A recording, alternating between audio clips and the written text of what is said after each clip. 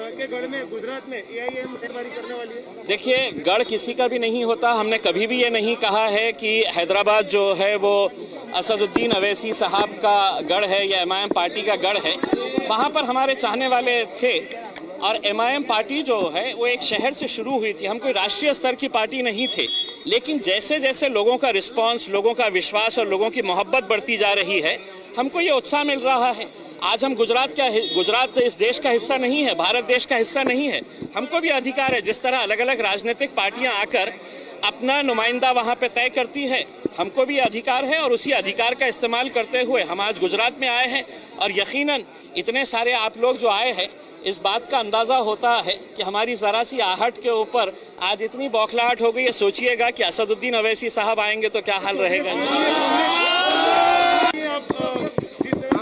Airport पर अब आए हो, गुजरात का प्रवास है आपका, कितने दिन का ये प्रवास है और क्या मकसद क्या है प्रवास? देखिए, हम समझते हैं कि पिछले कई सालों से जो गुजरात के आवाम की जो एक ख्वाहिश थी कि मजलिस-ए-इत्तेहादुल मुस्लिमीन MIM पार्टी भी गुजरात में आना चाहिए, वो ख्वाहिश अब पूरी होने जा रही है, क्योंकि बैरिस्टर असदुद्दीन अवैसी साहब ने और हमारे BTP पार्टी के जो अध्यक्ष है छोटू भाई वसावा साहब, ये दोनों ने तय किया है कि आगामी चुनाव में ये साथ में मिलकर चुनाव लड़ेंगे। और जब से ये घोषणा हुई है तो आप देख सकते हैं कि पूरे गुजरात के अंदर जिस तरह का माहौल है और जो रिस्पांस है यहाँ की जनता का, तो यकीनन हमारा भी उत्साह ये बढ़ाता है।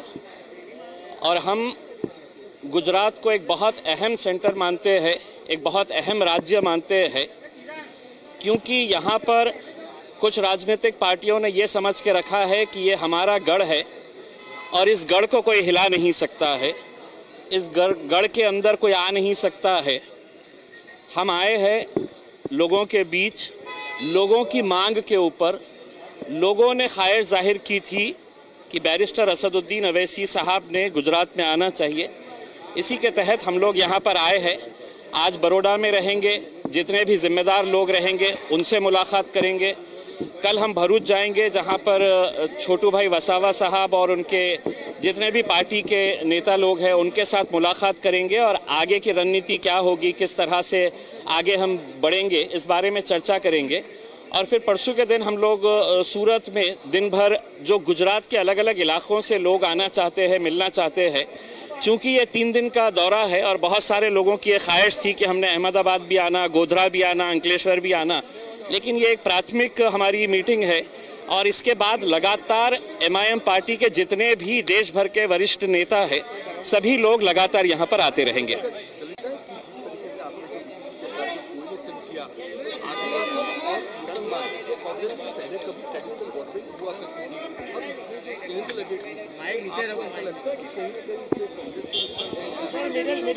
देखिए, ये सवाल हमसे बार बार यही पूछा जाता है कि आपके आने से किसको नुकसान होने वाला है, किसको फ़ायदा होने वाला है। हम ये समझते हैं कि पिछले 70 सालों तक हमने दूसरों के फ़ायदे के बारे में सोचा और दूसरों को इसका फ़ायदा मिला भी, लेकिन कहीं ना कहीं आज देश भर के अंदर देखिएगा कि हमारा सिर्फ राजनीतिक तौर के ऊपर इस्तेमाल किया जा रहा है।